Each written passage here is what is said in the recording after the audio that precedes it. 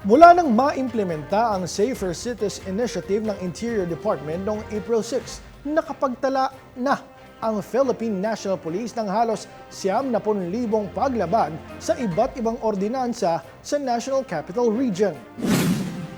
Ayon sa datos, nangunguna pa rin ang kaso ng mga nag-iinom ng alak at paninigarilyo sa pampublikong lugar. Sinundan ng mga minor de edad na lumabag sa curfew hours at mga lalaking naglalakad sa kalsada ng walang damit pang itaas. Kasunod ng pinaigting na implementasyon at pagpapatupad ng mga ordinansa, bumaba rin ang kaso ng crimes against persons. Kabilang dito ang mga kaso ng murder, homicide, physical injuries at rape.